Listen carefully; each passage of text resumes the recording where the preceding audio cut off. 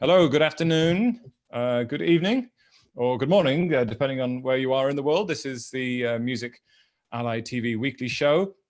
I'm Joe Sparrow, coming to you live from Berlin, and we have an illustrious panel with us this week, and we will introduce them one at a time. I'm going to keep one of them waiting. First of all, let's start off with regular panelist, Hen Heimdahl, Market Development Coordinator for Europe and UK at CD Baby. Hi, Hen. Hi, Joe. How are you? I'm very good. A pleasure to see you again. Thanks for joining us one more time. Who else do we have? I'm going to let him make his grand entrance. Okay, you can come in now, Patrick. Oh, hey. Oh, hi, Patrick. Fancy seeing you here. Patrick, who coincidentally is also wearing a Loud shirt this week.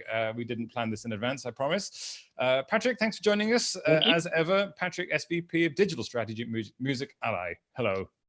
Thanks, Joe. Thanks for having me back. Always a pleasure, never a chore. Yes,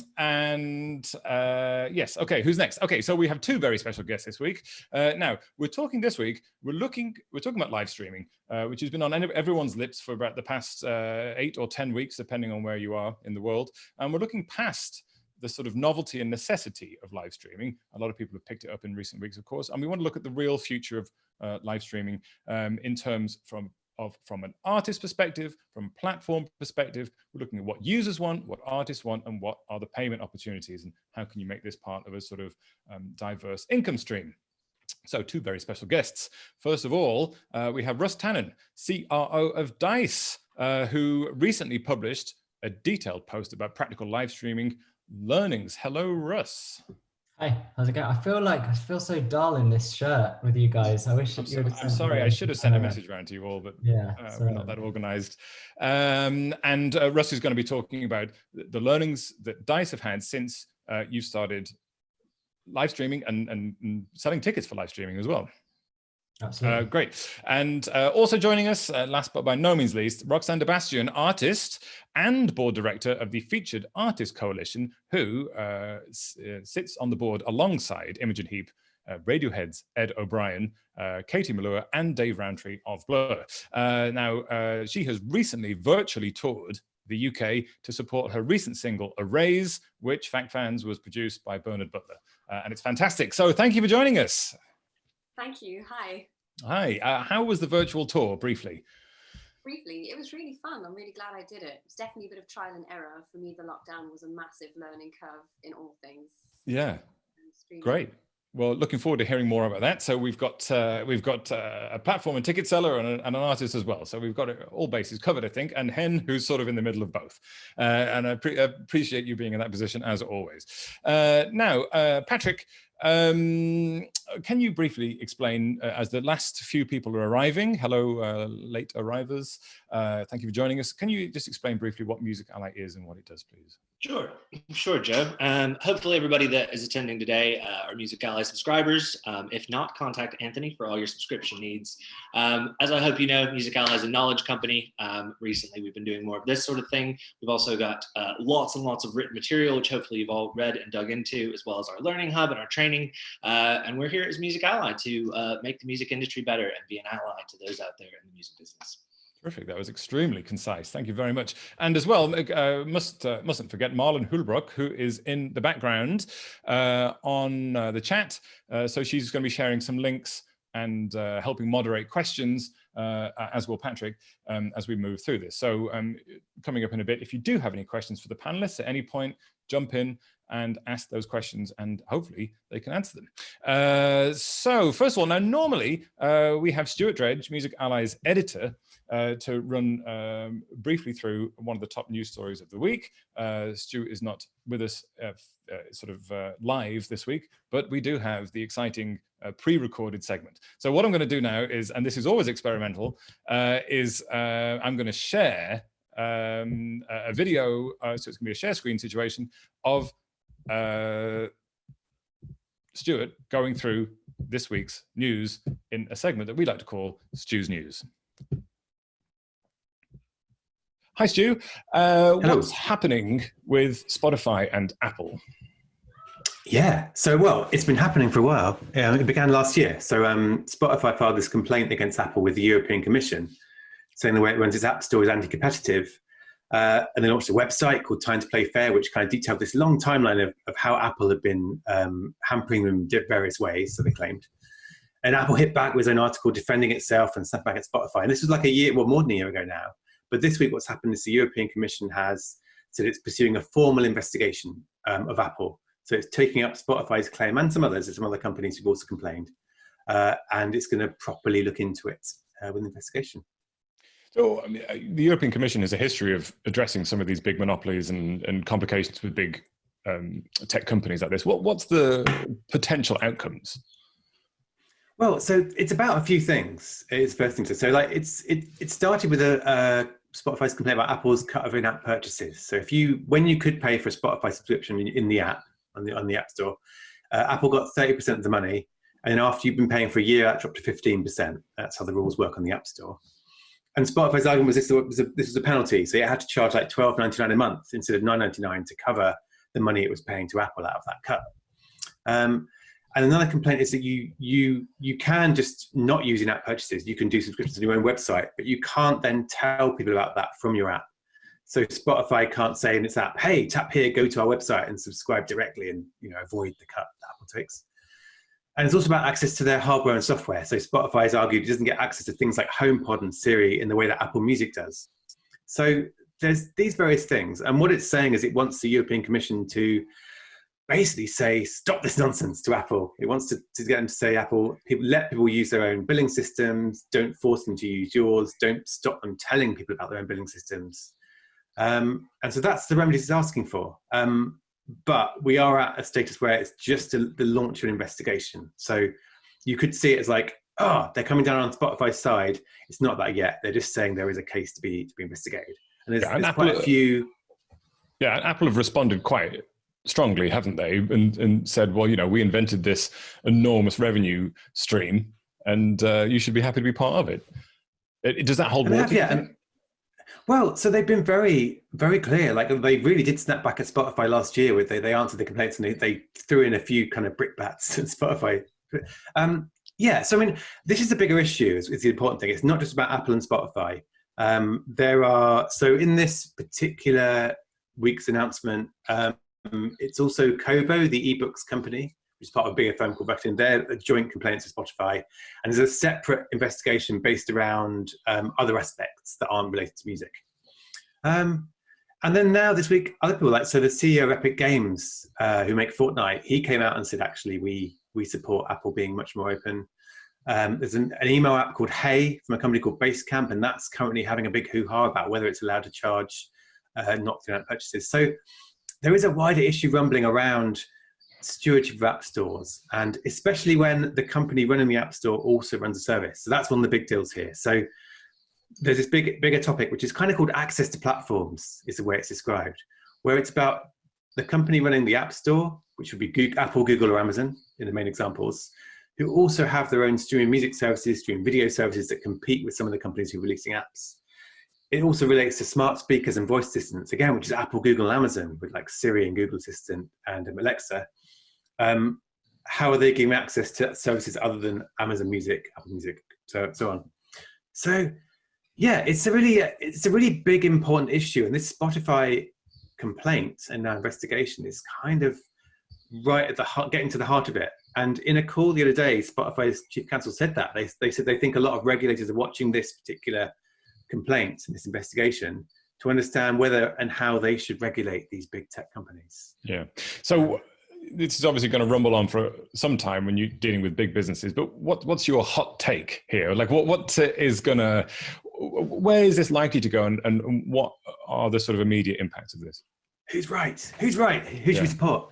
No, so the first thing is it's not going to be quick. Like a year would be super quick, and a year and a half is more likely. So it's not that there's investigation and in 3 months' time they decide who's right and wrong.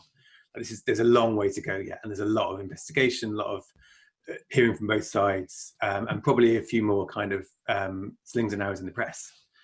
I think it's gonna. There is going to be this wave. There are a lot of companies, particularly in the US, where it's a real patchwork of like state attorney generals can investigate anti-competition as well as regulators at the federal level. And there's a few things going on there about regulating big tech and anti-competition. So this is going to spark some of those. I think Spotify in its call data said, well, we haven't gone and asked them to launch any investigations in the States, but we have answered their questions when they've asked us to. So kind of Spotify saying part of that. So that's going to kind of rumble on. I'm quite interested in how the music industry feels about this. So again, in this call, so Spotify had a call for journalists with their general counsel and the lawyer who's advising them to kind of explain the issues and obviously explain its point of view. And one thing they said was, well, if Apple was cracked down on, if our complaint was answered by the EC, we'd make more money and we'd pay more money to music rights holders. And so that was kind of felt like an argument of like, we'll get the music industry on side to see this is a good thing for them if Apple is regulated more heavily. And I'd be really fascinated to see if Apple claps back again, because last year it kind of came back at Spotify and said, well, you know, if you wanted to pay more money to rights holders, you wouldn't appeal against songwriter royalty rates, which is a different row happening in the US at the moment, where Spotify and some services are appealing against new rates, which would pay more to songwriters. And Apple was like, well, how can you do that and say you love music? So I'm not sure this particular competition case against Apple is a slam dunk for the music industry to say, yeah, Spotify, go, do it, we'll get more money. I think they'd rather not pick sides because it's the two most powerful digital partners they have. And I think music rights holders don't want to be caught up in this. They just want to kind of stand back and say, sort this out. And as you said, there's a danger of the whiff of hypocrisy clouding over the whole thing here as well, isn't there? Okay, that's probably going to run and run, so we'll keep an eye on that because it has massive impact. We're talking a lot about money going to artists at the moment, and it will have a major impact on that. Okay, Stu, thanks very much. Yeah. Okay, thank you. Okay, so there we go. That was Stu's news this week. And I guess it sets a little bit, it's a major story of this week, but it sets a little bit of context because one of the major conversations we've had over the last sort of 8 to 10 weeks since coronavirus has taken hold and in general is new streams of revenue for artists. And a lot of the focus in recent years has been on streaming and live. And now we're sort of talking about something that is in between the two in a way, and which brings us neatly onto this panel. That was not planned. That was just a coincidence that we happen to have got those two things nicely wrapped up like that. So let's move on to that. So Stu said a bit of context there. Now, live streaming gigs and events are kind of quickly have become de rigueur. But will they have longevity? How will it fit into a longer term marketing and income mix, and what are the short-term opportunities as well as those long-term opportunities? We'll be talking to Russ and to Roxanne about this. And what we want to dig into here is, like I said at the start, what do users want, what do artists want, and what are those payment opportunities? And what are the changes that might need to happen from the artist side, the platform side, and even the fan side to ride out the sort of novelty phase and turn live streaming into money for artists and to truly unique, intimate performances for fans. Now, some people are already asking questions, and that's great. If you've got one, please hit the Q&A button at the bottom of the Zoom screen, and we're going to try and get all those questions across to our illustrious panel of Hen, Roxanne, and Russ. Russ, I'm going to start with you on the platform side, if that's okay. Can you explain briefly, just bring us up to speed of what's happened? Your coronavirus hit, and you launched pretty quickly Dice TV. So what is that? How does it work? And what was your rationale behind doing that?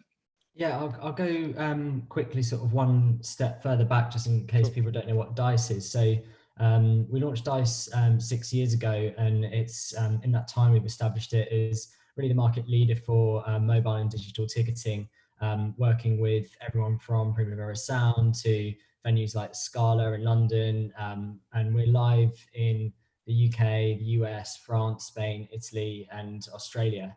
And really, business was booming. It was really an amazing time going into the first quarter of this year, and working with more and more partners and just getting lots of fans out to gigs.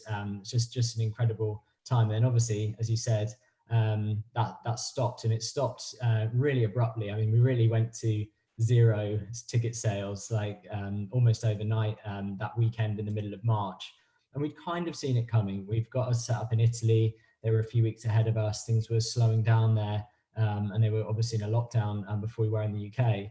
But it still really took us by surprise, I think, just how quickly it kind of stopped. And we really had to, like many businesses, just look at, okay, we've got this big team, all of our business as usual has ended, and what should we do? And we sort of split the business into lots of small teams. I guess one of the benefits of being a startup and having a very sort of agile thinking kind of team that can respond quickly, we split the company into lots of teams to run projects. And one of those projects was around live streaming, and it was it was a first thought, really, like, let's see what we could do with live streaming, what we would need to do with the app to be able to make it appropriate for live streaming. And then we saw a couple of signals that really made us feel confident that it was something we should start to pursue. The first was at a festival with a promoter that we just signed in the US, and it came through maybe the first or second weekend of the lockdown, and it was a weekend event raising money for charity called Digital Mirage. And it blew us away because they raised almost $300,000, and it just suddenly signaled to us that live streams, which has obviously existed for a long time, alongside TV performances and session videos and all these other types of video content of artists performing, but it signaled to us that people would be willing to pay. And also the fan issue was very clear very quickly for us, which was there was so many streams happening, and they were all over the internet. Some on Instagram, some on YouTube, some on Facebook, some on Twitch. There was no easy way to navigate that as a fan. And we realized that the discovery algorithm that we spent the last 6 years developing was going to suddenly perfectly be set up to show the right fans the right streaming concerts, and just make it very easy for them to discover the events, buy the tickets or donate to charity. And then also at the moment that the stream is starting or just before, to send them the streaming link wherever that stream is. So it just made it much easier for fans to navigate the fact that all of a sudden you have 1,000 streams happening. And really the volume of streams that we've seen over the last what's it been, 10 weeks now, I guess, coming up to 3 months is huge. We've had over 2,800 live stream events through the app, so just a huge volume. But it has definitely changed over that time quite a lot. So I can go straight into it if you want. Well, I mean, we'll hold on perhaps to some of that. I think we'll talk to Roxanne and Hen just quickly, but that's fascinating how it's been quickly adopted and enthusiastically adopted by people on all sides, which is a fascinating, like you say, a bit of a step change in how we're consuming music. Roxanne, similar sort of question, albeit from the other side, which is you were faced with exactly the same problem, sudden problem. You've recorded a fantastic new single, and suddenly everything changes. You can't tour to support it. What was the process, the thought process? I mean, yes, you made the leap to live streaming quite quickly, but how did you sort of find the right platforms to do it? How did you come up with the concept of the virtual tour and all those kind of things? Well, I recorded a whole album, so the whole release strategy was sort of, thrown out the window, but everyone's in the same boat. The first thing that happened was I got invited to be part of Self-Esteem's festival that she put on for charity on Instagram. And that worked so well for me, just in terms of gaining some new fans and being put in front of a completely different audience without leaving literally my bedroom. That it was then really where I thought, this could really work. Who else will have me on their channel? Like, what else can I do? And then I decided that it would be best to just go ahead to release a first single, to keep at it, to keep in touch with people. So the thought process was, as you said, it was out of necessity, really. I've got this single release coming up, what can I do?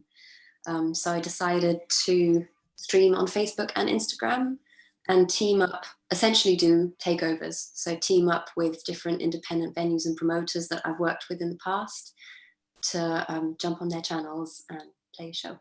And how? What was the reaction from those venues and jumping across different people's channels to promote it? How did they respond to everyone I wrote to reacted really quickly and was super keen and really into the idea. It was particularly with the independent promoters, because obviously all of their income streams have gone. Putting on shows is all they do. So it was just really, really nice to find a way to continue working with them. And every venue and every promoter treated it a bit differently. It was very much winging it and making it up as I went along. So when I contacted people, I said we could arrange a standard sort of ticket split. I decided that I'd just stream live, have it open to everyone, and just ask for donations. So I suggested that out of the donations that come in, we could arrange a split or not. So some of the venues said, keep it, this is great, you do it, but keep 100%. And with others who really needed the help, we arranged a split. And some were also in conjunction with the hashtag Save Our Venues campaign. So it was just nice that it turned into something that was much bigger than just me like promoting a single. Yeah.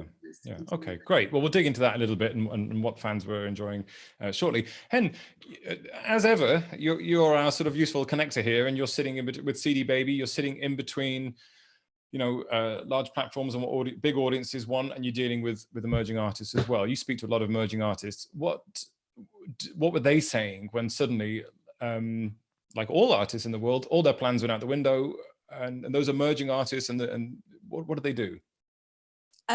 You know, I think there was a couple of weeks there of a proper holy shit moment. What am I going to do now? Because I'm not going to have any live income for the foreseeable future. And I think a lot of people were in a really dark place, but I'm really impressed how quickly artists were able to pivot their thinking and just start researching new platforms, new opportunities. And I think so many have been really, really good at adopting this new model and just understanding it and experimenting and figuring out what works and what doesn't work, and then kind of learning from each other and also partnering with brands. I think that's been a proper shift, especially in the kind of DIY indie artist world, where traditionally maybe it's been a bit difficult for them to like find brands that want to take a little pun on them, you know, but a lot of artists have, like Roxanne, you know, been teaming up with venues and promoters, etc., to host live streams. So it's, been positive. Yeah, it's good to see everyone. Well, they're forced to adopt new ways of working, but that's often the most exciting time in one way, as well as being, like you say, the holy shit moment. Now, what perhaps we can move on to then is the nitty gritty of what people actually want and what we've learned. We'll start with Russ again, because DICE released a very interesting post a week or so ago. Of course, the world has completely changed in just about every few days now, so I'm hoping it's still relevant. But you released a post with some learnings from, you know, suddenly moving across to live streaming. What are your main observations? I mean, perhaps you can develop on some of these if things have changed, but what are your main observations around what fans, artists, and platforms want and need? Yeah, I mean, I think that the real eye-opener for us has been the shift in the fan experience now that we've moved to predominantly paid live streams. And we saw it for the first time with Lewis Capaldi. We did it was a cheap ticket, £5, him at home, but it was him playing the album acoustically. It was on the anniversary, sorry, of his debut record, and he performed the album acoustically for the first time, and it really was shocking actually how much of the emotional experience of both buying a ticket and attending a gig was replicated in that. And now we're seeing that time and time again. And what I mean is that we're seeing people getting nervous for tickets going on sale. We're seeing people anticipating the show a week, planning their weekend around it. They'll post pictures before the show with drinks out, ready to go, you know, the stream ready on the TV, the family sat around maybe. And then during the show, you know, it's this outpouring of emotion that we're seeing on socials and also in our reviews after the show, where they're saying the most common thing people are saying is, look, it feels like I've just had my first night out in months. And that's very different to the free streams that we saw in the first kind of month or so, which felt very much more like something that people were obviously not committed to in any way, and would maybe tune into for a small amount of time and then drop out, or they'd watch multiple streams. Whereas this is something that you're doing on Thursday night or on Saturday night that actually you're excited about in the same way you would be if you were going out to a gig on that night. And that's really interesting, because there's something psychological in people paying that's making them see that value and have that bigger sort of commitment and connection. And also something about getting people to actually sit down and really watch the performance as a new form of home entertainment that is really brand new and unprecedented, I think. So we've seen it a few times now, you know, just 2 weekends ago with Laura Marling, who did a beautiful concert at Union Chapel, just incredibly intimate. This is where elements, you know, once you're charging for tickets, obviously you can also spend more on production. You can go to a venue. You know, she had an incredible director called Giorgio Testi, who's one of the best live directors you'll find anywhere. And he's able to not just shoot it like he would a concert, but actually to achieve angles that you never could if there was an audience in the room.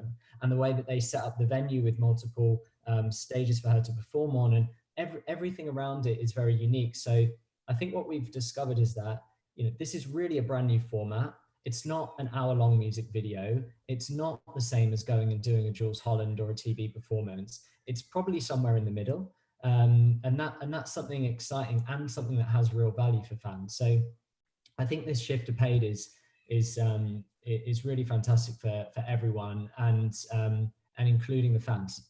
So we're developing essentially a third product.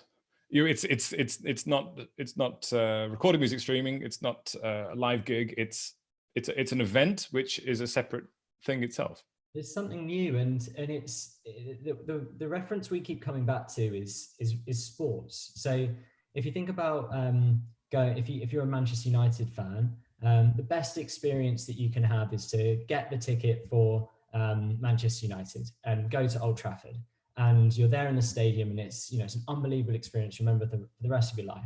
The second best experience is probably being in the pub with your mates and you're watching the game. The third is probably at home and you're watching it on BT Sport or Sky Sports, but you're paying either way. You're paying for the ticket, or the pub is paying for the license, or you're paying for your subscription to BT Sports. Now, what we do in music is we say, if you can't get the ticket to Old Trafford, you can't see the game, because we only sell the tickets, and it's a capacity. And if you are an Adele fan and you didn't get the ticket to the O2 Arena show, you can't watch it. You can't go. But think about how many people there is who around the world even would love to be at that concert, but it's hard to go to a concert. You have to be in the right city on the right day. You have to get the ticket before it sells out. You have to have someone to go with. You have to be able to afford to get there. You have to be able to afford drinks and food and everything around it. So we really think that there's something new here that has really, it has real longevity to it as a concept, as it establishes during this time when people are more forced to watch it. So that's what we're excited about now. Yeah, Roxanne, in the same sort of sense, then, you've how many shows did you do again as part of your tour? It was 7 shows. 7 shows, which is a fairly committed stint at doing some live shows. So what was your main observations or takeaways from doing that? Maybe from an artist perspective about how, what was interesting, Russ said, was that it can't just be a straight gig. It has to be something else. What did you notice? Well, this is more sort of by the by, but I definitely noticed how much energy just goes on traveling. I didn't miss the megabus or the train or the van. Yeah. Having said that, it was also interesting that you kind of get into the same routine as an artist, because you've got the show time, so you've got the weird, when am I going to eat window, and all the same kind of problems, just that you don't leave the house. Did you get the same adrenaline rush because there was no crowd waiting out, you couldn't hear the noise? No, I didn't get the same adrenaline rush, although for the first show in particular, it's a different type of stress when it's the tech that you're worried about and not going live. It is a different thing from a performance point of view as well. It's not the same as a live show. In some ways, it's much more intimate, especially when you're doing that type of live stream where you immediately see the reaction and people are asking questions, and you get to answer them in a way that you'd never accept as a heckle, like as a normal. But did you do that as you chatted with them as they were watching? If you're an artist and you're doing a Facebook Live or an Instagram, I'd say that's expected. That's definitely part of it. Right. And it's nice. It's it's a way to differentiate it from a show, and it makes it sort of more intimate and more special. Having said that, so you don't perform in the same way. You are playing to your laptop, So that has plus points. What about that feedback loop? You know, artists, you know, they feed off the energy of the crowd, or being able to look in their faces and seeing emotional responses, and you're getting a scrolling text screen of feedback. Does that have an impact? I mean, does it? You're saying it's a bit different. How does that work? The burst of hearts is the closest you get to feeling applause. I think that's a nice feeling. I would agree that for my fans, even though my shows were free to access technically, for my fans who already knew me and already had bought into me, I experienced that same lovely excitement of people before the show posting pictures of where they're watching, or, you know, I had the same group of, what I didn't expect is I had a core group of fans like follow me on tour who were there every night, right, which hasn't happened in the outside world. So I hadn't thought of that. So that was nice, that was like a little tour family. So they'd share, again, that sharing, that very emotional sort of sharing on social media. That was a very nice thing. And perhaps we're skipping ahead a bit here, and I'll come to you in a second, Hen. But talking about fans that follow you around, you know, that's obviously the dream situation. And in real life, that probably only happens when you hit, you know, sort of BTS level or something, and people follow you around the world. So now, you know, now you've got a taste of that. That's good. What about, you know, when we look at similar sort of fan behaviors in other areas, when you look at Twitch streamers streaming games, and they have their super fans who watch everything they do, every stream they do, and they tip in a very public way to show that they're the biggest fans. I'm assuming that's something you would be interested in as a sort of a transactional two-way thing with your audience. Well, that's kind of what ended up happening. So if we're talking about finances, what really amazed me, what I thought was super interesting, that considering I didn't have travel expenses and I didn't have to, you know, had no hotel costs, I ended up walking away from that virtual tour with pretty much the same amount of money as I would have had at an actual tour. Right. So that was really interesting. This isn't going to work if you're a new artist and you're just starting out, and I appreciate that. But if you have a fan base, that's something to consider. So and how were people contributing money to your shows? Was it through donations or ticket, or some sort of virtual ticket? I'd always have my PayPal link up in the description of the stream, save for the very last show where I teamed up with Melting Vinyl, great independent promoter in Brighton, and that was a mix. They'd actually put some streaming tickets up on Dice, also with a suggested fee, and that mix worked well. But yes, anyone could access the shows for free. So you'd of course have a large amount of people who just sort of tune in and out and watch the stream and not pay. And then you'd have like a mid-tier of £5 or £10. And then there were that group of fans who would pay, more than what I would normally charge for a ticket for a show. Right. Great, that's good. Now, Patrick, I know we've got lots of questions coming, which is great. So I'm just going to jump to Hen, and then we'll come straight to you in question corner. Hen, so I think what interesting thing Roxanne said there was that for emerging artists with perhaps a smaller fan base, that's a bit more of a difficult thing to do. You will have people perhaps wanting to commit money while you're performing live, but it could be your mum if you're on the emerging end of the artist spectrum. So Russ was talking about Lewis Capaldi with an enormous fan base and people having evenings together and having a picnic indoors. Roxanne was saying about having an established fan base who are willing to chip in when you ask. What about those? It's always a thorny thing talking about people doing something for free for exposure, but when you're at the emergent end of the market, when you're looking just for growth, is that something you would recommend? And what ways perhaps are there of making money with a smaller fan base? So I think what Dice has been promoting, that some form of payment should take place. I think it's healthy for fans to expect that culture should be or should have a value. But in saying that, I think there's different types of live streams, right? So I work with this country duo called Two Ways Home, and they've been doing a huge number of live streams from their sofa, where they're playing a couple of tracks acoustically, and they have their PayPal link up and they get some donations. But I think once you're talking about more kind of a production, then I definitely think that ticket prices should be included in that. However, like you're saying, with emerging artists, that is a bit of a problem. But I think what we've been seeing a lot is that, you know, artists of a certain level or a certain, like, they have been putting on shows on their own where they have been the only performer, and they haven't really had that many support acts, for instance. And I think that's something that we should start thinking about, that those artists should be curators. You know, they have an amazing opportunity to bring other artists with them along on the ride, and maybe share a little bit of their ticket price, you know. So a bit like how Roxanne essentially toured venues, Facebook pages, artists could play each other's Facebook pages. Exactly. And, you know, there's been a lot of festivals such as Liverpool Sound City. They've been doing like a takeover thing every week, where they've been putting on bigger name artists from across the UK, but then also giving an opportunity to smaller acts. So, you know, Key Change had a takeover for Liverpool Sound City the other day, and they feature, you know, some credible names to encourage people to buy into it, to pay the ticket price or to pay the subscription costs.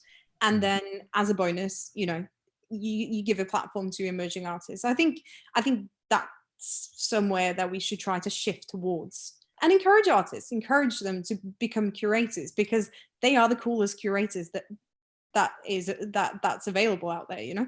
Yeah, they might even be getting closer to that fabled dream of the emerging artist, which is being judged on their music alone, which could work, you know, if you work social media well enough, you know. Patrick, we've had a ton of questions in, which is great. And some which I think will be aimed at Russ, and some at Roxanne, and some at everybody. So would you like to throw a couple into the mix? Sure. I mean, we had a couple questions that came in from the very beginning, which I think we've sort of touched on, but I just wanted to draw back to something we talked about when we did our Broken Records special. And this is actually quoting from Katie Tunstall when she on the Guardian, and I'll pop a link into this as well. But she basically said, online, everyone was clamoring to be entertained and just expecting to get it for free. And this is Katie speaking. There was a general feeling that I was getting on social media, you're not gigging anymore, you're just sitting at home, so why not get on Facebook or Instagram and play for us? And her response was, I tell you why I don't want to do that. It's because that's how I make a living. I've lost 200 shows this year, and it's completely decimated my income. So just from the broken record aspect, we've been looking at streams and we've been trying to understand this. One of the questions that came out of the audience was, why are people willing to pay for a live stream? And I really, the donation side of it obviously makes a lot of sense. But, you know, as we go further into this COVID, where everyone was jumping out and sort of doing a live stream, I feel like week 1, week 2, and it just sort of got overwhelming. I suppose, why are people paying for it? That would be one like aspect. You know, where do we think about adding value? And then to kind of put this together, we've had a couple questions in as well about VR as well, about tying these things together and what else can we do to make, maybe referencing what Laura Marling's done, but what else can we do to make these experiences, and as Music Ally calls them, creating virtual experiences beyond just a live stream? And what are the thoughts of the panel there of how we can sort of integrate that? And then final point is, moving forward, what will the future, once gigging is back, of this live streaming be, and live gigging, and do we see it being a new world that we go enter into? There. Russ, a lot to choose from there, smorgasbord of questions. Would you like to pick one, Russ, and dive in there? I think on the sort of creativity front, that's the main topic. I'd say, you know, we're talking to hundreds of artists right now who are going to be going on sale with paid live stream events in the next sort of few weeks. And the main topic of conversation is how do we create something really valuable for fans that's really creative and fresh. And one of the things that we also posted in the article that we put up a few weeks ago is that there needs to be a reason for the stream. It has to be, you know, is the artist in campaign, you know, like Roxanne, is it in support of a new release? If you're out of cycle, then I think suddenly putting up a show, it would be like, why are you putting that up? If you wouldn't be putting on a normal tour at this point. You know, it's really thinking about, does it actually make sense in terms of where you are at the moment to be doing a show, and then how can you make that show even more special? I think even, you know, we were talking about, you know, why did Laura Marling's show do so well in the US? Well, there was a few hooks to that. One is that date would have been the last date of her US tour. The other is, even though I guess a lot of people in the US don't know what Union Chapel is, doesn't it sound like a beautiful venue to see Laura Marling perform in? So I think we've got to look for these hooks every time, and it's definitely the artists who are thinking more about creativity that are selling the most tickets. I'd say though on VR, I think it's important that we don't bombard fans with too many brand new things all at once. We're already asking people to pay for a live stream, which is something they've never done before. We're already asking people to sit on a Saturday night and watch a live stream concert instead of Netflix, which is something brand new to them as well. And I think that we shouldn't overcomplicate this. We should try and lean into the things that people are already familiar with, like buying tickets and say watching something on YouTube, and kind of put those things together to create a more accessible kind of new format. From a platform perspective, you know, you've like you said, you've built this great piece of technology at DICE that allows people to find gigs and buy tickets, and it works perfectly well as well with virtual gigs. You know, we've spoken about ticketing as being your sort of main drive at the moment, but do you think that people will be looking for a combination of ways to contribute to artists as they're performing? So maybe they don't want to do a ticketed show, but they want to accept tips, or they don't want to do a ticketed show, but they want to be able to sell merchandise. Is that something you're going to provide functionality for? Yes, and there's some really exciting experiments coming up, especially around merchandise. So one of the things that a few artists are looking at the moment is how do you replicate the experience of visiting the merch stand at the end of the show digitally? Because when do you love the artist more than just at the end of the show? Oh, well, we have that here for you. So Roxanne has shipped before you. She's got a piece of cardboard with the CD on it. That's excellent. But what are you thinking of doing with that, Russ, in terms of, I mean, without giving things away that you can't tell us? What?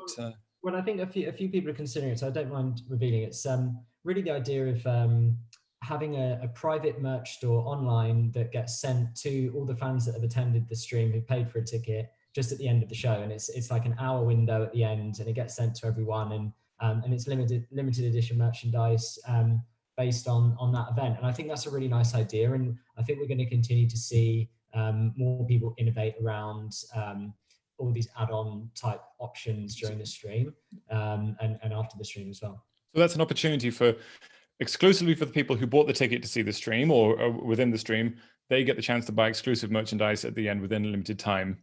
Exactly. And that sort of seals the deal on the ticket, doesn't it? Roxanne, does that sound good to you as a kind of... Yeah, that sounds really interesting. So I'd love to try that out. Yeah. And Russ, could artists like Roxanne essentially, you know, one of my favorite things going to gigs is when the singer leaves the stage and says, right, I'm going to go over to the merch stall, and then you can go and queue up and get your tote bag signed or something like that. Is that something that perhaps you could even have as a continuation of the live stream? Yeah, and there's people doing some interesting experiments with VIP kind of options as well. So we did an event with David Guetta on the top of the Rockefeller Center. Yes.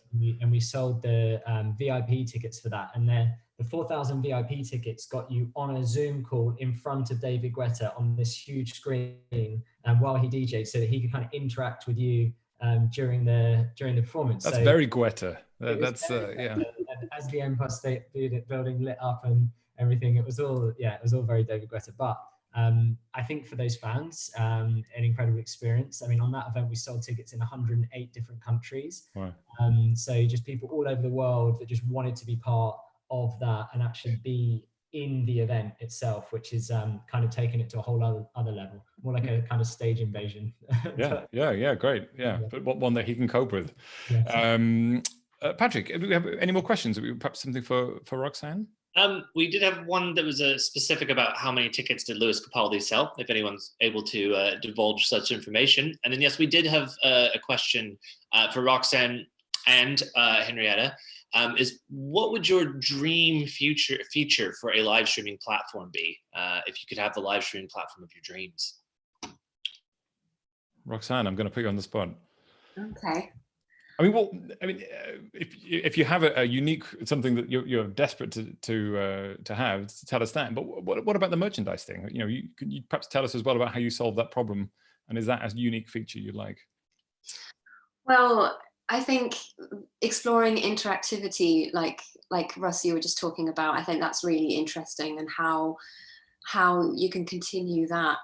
For me, I suppose I'm lucky that I've got a really engaged fan base, and even those people who sort of who came to one of the shows and became an engaged fan, it it just works well because my business at the minute is a super independent one. So I'm doing the live stream, I'm interacting with them, and I've got the link to my shop, which is just on my website. And then if someone buys vinyl or a book or CD or whatever off of me, I reply to their email and I write a note that gets shipped to them. So that's very personal anyway. So I suppose, God, that's such a good question. But did you notice any sort of increase or change in purchases of merchandise and things from your store in relation to your live gigs? Absolutely. It kind of worked, again, surprisingly similarly to a normal show. Right. I mean, having my little... You show us again. Yeah, this is good. I like this. It was helpful because I had that in the background. But I'm really interested in, I know that there are going to be more and more on location streams. So if you do that, it would just be interesting to see how you can keep that interactivity and that intimacy of that immediate interaction on location. So for instance, I was at the Laura Marling show as well, and I absolutely loved it. And I didn't expect her to say anything because that's very much the kind of artist she is. But for other artists, it would be interesting to see how that would work. You know, if there's a little Q&A at the people in between songs. Yeah, interesting to see how artists who maintain this sort of deliberate sort of distance between them and the audience react to that kind of thing. Hen, what would your dream? You watch a lot of gigs. What would your dream feature be? I think I'm gonna have to get back to you on that one. I'm not quite sure, to be honest. I think it would be around interactivity as well. But I more so wanted to pick up on a couple of the questions that Patrick had before about why it's important to pay. And also exciting new opportunities in the future. And I think it's really important that as an industry, we've been focusing on artists and venues, and obviously rightfully so, because they are suffering right now. But there's a whole ecosystem of workers, of participants within that ecosystem that are also suffering. The live industry is very much relying on freelancers, whether you're talking about photographers, caterers, riggers, lighting techs, tour managers, like so many individuals in this whole ecosystem that right now are not getting paid, that they don't have a job. And I think it's important that we, as we're moving forward, and I think that live streaming is going to continue in one way or another for a long time, because people have probably found it quite comfortable to watch a really nice production from their sofa. In their pajamas, yeah. Exactly. But I think, focusing on that quality and ensuring that we can employ people in the process to do the lights, to help the artist with whatever is really important. And I think one of the other questions that Patrick brought out from the Q&A was about what interesting opportunities do we have in the future. And I think, especially speaking from an independent perspective, the whole concept of a global audience is so exciting, because some of the biggest streaming meccas in the world, whether you're talking about Jakarta or Mexico City, they are so far away. They are so expensive to get to. And, you have to know people, you have to have this whole big setup.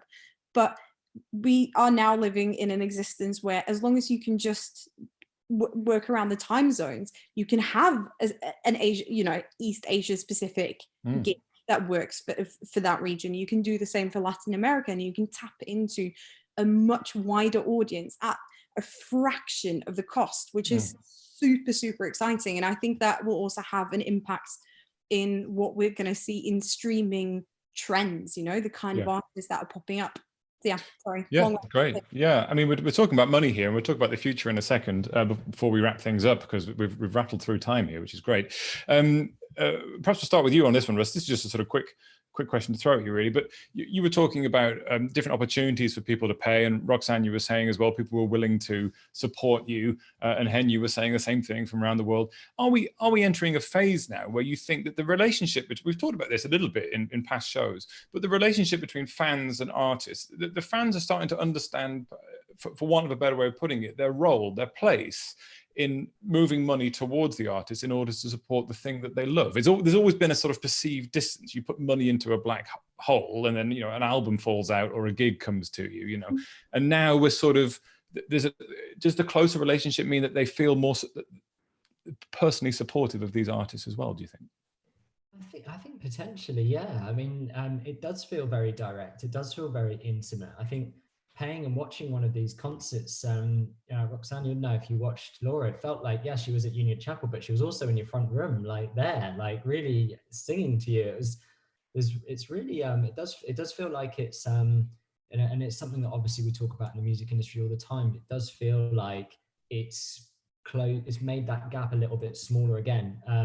So yeah, so that might be another reason why people have been so willing to pay. And yeah, we just really encourage lots of artists, like I say, already starting to do plans for shows to go on sale in the next few weeks. But really encourage all artists to consider this as a way of not just generating money for themselves, but also to create an incredible moment for their fans that they will really remember and really feel like an I was there moment, just like if they would have seen the show in real life. So it might potentially be a situation where an artist like Roxanne, who is very independent and doing everything herself, you might sort of want to look at aligning all these different things. That you were going to schedule a show, you're going to either sell tickets or do it for free with donations, and then you're going to have exclusive merchandise just for that show to make it this one special event. So it's almost like you said, Rusty, I was there event. Is that how are you thinking you're doing more in the future, Roxanne, with that in mind? Absolutely. I mean, I think Hen, you were describing that one moment of, oh, what am I going to do earlier? For me, it was much more of a creeping realization of, okay, this is going to be like this for a while, isn't it? So I'm definitely planning more things. And I'm also going to see I'm definitely going to keep an element of this back when we can play. Well, you've neatly segued onto my final question, and I appreciate that, Roxanne, which is when, and we don't know, obviously we have no idea when venues will be able to open again of any size really, but let's assume it's within the next 12 months, hopefully. When that happens, do you, and this is open to everybody, maybe we'll start with you, Roxanne, as we're talking to you, do you see that this is going to be something which is permanent and is going to become this third income stream? It's going to augment your income and your performing life? And if so, how does that affect your marketing, touring and planning from an artist's perspective? So yes, I think it is something that's here to stay. It's a good thing, as you kind of already alluded to, for accessibility. Not everyone can come to a show, so why wouldn't you, if the show is sold out, why wouldn't you have a stream as well and make that accessible to people who wouldn't be able to come to the show? Equally, just as add-ons and different things. For instance, this coming week from Monday, I'm just going to do a little reading out of my book every day on Instagram Live. So that's not even a show, and that is going to be free, but it's just something I would have never done before this. So that's an interesting point. It's just sorry to jump in, but is that an evolution of yourself as an artist? And you think that they will do that? You know, it's more about being able to communicate outside of music with audiences in that sort of close connection and emotional way. Absolutely. And this is really something I never would have done that before. But once you get over that fear of pressing the go live button, and your fans and your friends are there and they're ready to talk to you, and it's quite amazing. So there's definitely a lot of there are many silver linings to be seen, if that's not too frivolous to say. That sounds great. And how do you think you would, if you were, you do everything yourself, you're very DIY, you're scheduling let's say in the future you can tour again. Do you have an idea how you might balance real world gigs with streaming? Would you not stream real world gigs because you want to keep those experiences special? Not necessarily. And again, I think, yes, I'm an independent artist, but you're always a team of some sort. Sure. So you work together with the promoter and you work together with the venue. So I'd always say sort of take guidance from the people you're working with as well. If it makes sense to stream something live as well as play the show, why not? So I haven't sort of got a strategy for that yet. I just think it's a nice idea as a thing to have to make music more accessible for people. Yeah. Russ, what do you think about that? Do you think when people can tour again, should they stream real live gigs of a band or an artist playing in a room with people, or should they keep that offline and make the online streaming experiences special? Well, we're actually already seeing in mainland Europe hybrid shows which have audiences and live stream tickets for sale. So I think we can safely say that's going to be what happens going forward, especially while the gigs are going to have to be socially distanced. So you're not going to be able to get as many people into the room. It's obviously just helpful to have another revenue stream there. But I do think that, you know, why not be able to watch the London headline show of an artist, or the New York headline show of the artist that you want to see, or the hometown show, and open that up to all of your fans all over the world. It's definitely what we're encouraging our venues to do as well. So our venue partners, who obviously we're you know, really hoping will be able to open their doors sooner rather than later. But while they've been closed, we've really tried to encourage people to explore live streaming strategies, and a couple of them, like Islington Assembly Hall or the Underworld in Camden, are actually already set up for live streaming now, so that when an artist goes to play there, there's an opportunity for them to stream that event in addition to obviously the normal ticketing. So it's really interesting to see it already happening. And I think for some of our festival partners as well, it's something that they're really looking at, especially as these events start to sell out. We've all probably experienced the frustration of not being able to get to a gig because we were too late to get the ticket, or it's sold out. And so it's probably something, if it's your favorite artist and you can't see them, paying €5 to watch the gig streaming live would be a really good second best. And Hen, I mean, what about that then? You said earlier about it's important to think of all the other people who are involved in venues and performing live. You know, everyone else involved. Roxanne said it's a team game, and it is. Potentially here, what we're looking at is a whole new crew of people, because if you want to see a gig streaming live, you want to see it shot well by good camera people and people who are editing it properly live. That could be exciting. And what about you? Would you be happy to watch a gig that's actually happening live? Oh, completely. I think this whole thing is super exciting. It opens up a whole new world of opportunities in terms of the kind of live interaction that you can have with your fans. You know, I'm not quite sure how we managed to get through almost a whole hour without mentioning the BTS show. Yeah. You know, they streamed for 750,000 people last week. Or this is the K-pop band. Right, yeah. And they gained 10,000 new fans to their, as well as obviously selling a shitload of tickets and making a lot of money. They added 10,000 more people to their. That is the technical description of how many tickets they sold, I think. Yeah. But so their fan group has grown, and they can now arrange, say, a gig for that specific fan club group of people, and they can say, we're testing out new material, give us your feedback.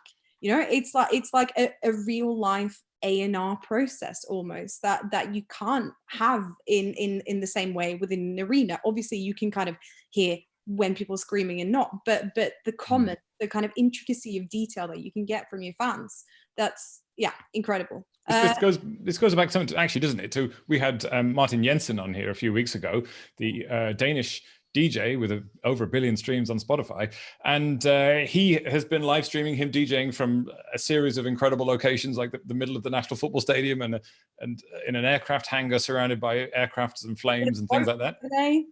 Yeah, on a boat, much like Patrick with his flames there. He's taking Martin's advice, and he's been streaming to millions of people, just as free for an experiment, but he said all the data and the feedback he got was invaluable, and it keeps his brand high as well. Exactly. It's super exciting, and you know, creativity is the limit here, I think, in terms of what you can do, and also, like you briefly mentioned, supporting more people in the ecosystem, and making sure that we survive as a creative industry.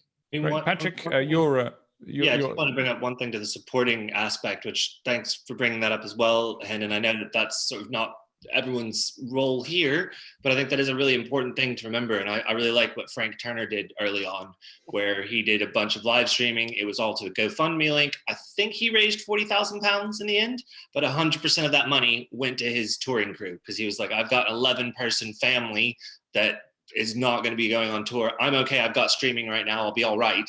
But I think more of that, especially as we're in this transition phase of, there's so many opportunities, and I love how we've talked on those. But you know, at the same time, how do we transition? Because there will be, I mean, I know a lot of companies, if we're talking about the AI space, there's a lot of companies investing in AI cameras. So more of this stuff is actually going to be able to be done with less people.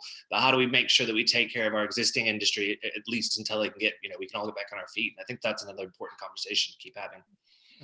And are there any more questions we can perhaps finish off with? One there's a few different ones. One actually just a comment that I thought was pretty interesting. Patty Spinks has said that maybe in future when a band's playing a premium venue, they would do like the warm up or the sound check as a live stream beforehand and sort of start incorporating the two of these. But yeah, there's a question for Russ really of saying loving what DICE is doing, but I mean, is there anything that you can think of that's been the most usual performance? The question was also any other kind of arts performances, but is there anything that you can point to that you feel like it's just really nailed it and done something different that DICE has worked on? Really unusual. Yeah. I mean, I don't know if anyone's topped Greta yet, but I think there was a few elements to that. The interactivity, the location. There was a lot in that, and it really suited him. But I think it's about finding the right thing that's right for each artist and doing something that just feels right. For that particular show. Yeah, Roxanne, do you have any gigs planned on top of tall buildings anywhere like David Guetta, or are you sticking to your? No, I have one planned, but that is not to be disclosed yet, I'm afraid. Oh, okay. No exclusives on this show. Okay. Can I add one thing? Of always, yes. Sort of my dream stream now, and it goes back to a point that was just made earlier, but also with my FAC hat on, talking about the interim phase, we really need to be mindful of like a talent pipeline and artists who are starting out. And I love your idea of just, we're already so used to having a support act with regular shows, so I'd love to see more of that. And we've got a huge problem that there's no live music on TV. Like there's maybe Graham Norton and Jules Holland, but I think now is a real good opportunity to have more Jules Holland like formats with high profile artists and new artists mixed in a streaming context. I think that would be really exciting and really helpful for everyone. Russ, do you think that's something that perhaps could be, you're looking at providing these kind of opportunities in terms of finding gigs? Do you reckon, you might start offering that kind of role as well through your platform of I think it's a support great bands idea and something that we've already been trying to encourage larger artists to consider support acts. I think that probably in the next few months we'll start to see those start to happen. But yeah, on Roxanne's point, I wonder if it's something to explore even more, like a new kind of online TV format. We all miss the good old days of Top of the Pops, so maybe now's the time. Everybody says this, and Top of the Pops is still not back on TV. I've still, it's a mystery to me, but yeah, that could be great, couldn't it? Okay, well, I think we'll wrap the panel up there because I'm aware I've kept you all for an hour and we've flown through that. But one thing I will point out, I made a note of this earlier, that we're talking about VR. Playing on Melody R in Melody VR's app tonight is Cypress Hill. So that should be an exciting one to mind-altering in many ways, I should imagine, in VR. So that's one to check out later. Now, well, thank you very much, Russ from DICE. What we're going to do now is we'll do final farewells shortly. But Hen, we're going to jump across to you now. Every week, Hen and the team at CD Baby have been looking for good news. We started this feature because of coronavirus bringing a lot of bad news, and then the world just got sort of exponentially more concerning in that time. And so Hen is making a positive step to look for positive news, and her and the team at CD Baby have something every week. And so what do we have, Hen? So actually, this isn't so much of a big news story this week, but I just wanted to flag something that Marlon already kind of put in the chats because we're on the topic of live streaming. And just a little plug of one of the CD Baby artists, Emma McGann. She's recently published a 5-episode YouTube series that goes into detail around everything that has to do with live streaming, about lighting, audio, all the different quality things. I just wanted to do a little plug for her because I think that's a really nice artist-driven initiative that people should check out, and the link is already in the chat. Oh, fabulous. And what's reaction been like to that? So far so good. I think she launched it yesterday or something, but she's already, you guys have featured her, as in Music Alley, you've featured her quite a lot already because she's absolutely fantastic at this whole game. So go check it out.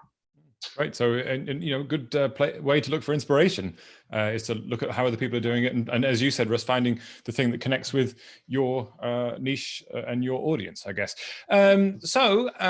Patrick, finally, again, if people enjoyed this sort of analysis here from Music Ally, how can people connect with Music Ally, and what can they get out of it? Sure. Thanks, Joe. Of course, hopefully most people will also be watching this back on YouTube. We're putting all these shows live on YouTube. Make sure to visit us at musically.com. All of our social media links and things have actually been posted around as well. But yeah, make sure to keep reading. We're trying to pull more and more of the information of what we talk about here. We're going to be bringing more content like this. But we always want feedback. We get our news from our wonderful subscribers. So keep us informed. We'll keep trying to talk about these topics and make sure that we keep having shows that pull from those topics. So keep reading Music Ally. Yeah, great. And if you did enjoy that, you can go to musically.com/subscribe to look into a free trial subscription to Music Ally's full analysis and service, and including the daily newsletter from Stuart Dredge, who is unfortunately not here with us today. Thank you to our illustrious panel. I'll go around the screen as I can see it. Hen, as always, Hen Heimdall from CD Baby. How can people get in touch with you if they want to get in touch? Either find me on LinkedIn or shoot me an email on uk@cdbaby.com. uk@cdbaby.com. That's so simple. Thank you very much, Hen. A pleasure as always. And Roxanne next. So first of all, let's just get to the nitty gritty here. Your single and your album, when's it coming out? How's it going? What's going on? And what should we know about it? Where do we find it and buy it? Well, the single's out now. The single's called Erase, so that's out on all the usual places, also Bandcamp, so please do have a listen and check that out. No idea what's happening with the album. Okay. But yeah, it'd be great to keep in touch. So just Roxanne and Roxanne Music on Twitter and Instagram. Roxanne Music on Twitter and Instagram, and on Bandcamp, and they can find and follow you and look for your readings and everything like that. Excellent. Thank you ever so much for joining us, and looking forward to watching your future live gigs, and maybe we'll get you back on in the future and see how they've gone, perhaps when gigs have started again, and how you fit all that together. But yeah, thank you, Roxanne. Very grateful. And not quite last, and by no means least, Russ, CRO at DICE. Thanks ever so much for joining us. If people want to work with DICE and they're interested in live streaming, what should they do? How can they get in touch with you? And what's the best thing that you can do for them? If they just head to the DICE FM site, you'll be able to find different ways to get in touch based on kind of whether you're an artist or a promoter or a record label. And yeah, you can navigate it from there. There's plenty of ways to reach out. And if they haven't already, then to download the app, which is in the App Store and Google Play. Excellent. And enjoy watching your favorite artists from the comfort of your own home. Oh yeah, and a quick plug for a show tonight for an emerging artist. So Big Pig is doing a show, a live stream show tonight. If people are watching this live from Moth Club, which should be cool. Yeah, and if they're not watching live, they can perhaps watch it back as well later on, which is another thing we didn't even discuss about live streaming shows, is the archiving of them. Save that one for another time, perhaps. And finally, last, and by no means least, Patrick, thank you very much for, as always, your grand entrance at the beginning, for looking after all the questions and answers, and for your shirt. I'm particularly grateful for you. We're coordinating beautifully today. Do you want to make a grand exit as well? I don't know. Yeah, I will do that. And I want to say thank you as always, Joe, the host with the most. None of this would happen without you. And respect for your paisley, man. Respect for your paisley. Thank you, guys. Thanks. Appreciate that. Thanks. Goodbye, Patrick. It's wow. He's so graceful as he leaves the boat. Patrick's on a boat, ladies and gentlemen. Okay, so that's it. This will be, as all the previous episodes, including the one with Martin Jensen, who streamed to 1 million people from a sports stadium surrounded by flames on YouTube. So please check all those out. You can catch up with Music Ally on Instagram at Music Ally Biz, Twitter at Music Ally, and Facebook at Music Ally FB. Once again, there's lots of links in the chat, so click those there freely now. You can email Anthony, that's ANTHONY, at musically.com for any queries. And that is it. Thank you to everybody here in the panel. Thank you all, of course, for not forgetting you, everyone at home watching us. Thanks for joining us once again, and see you next week. Goodbye.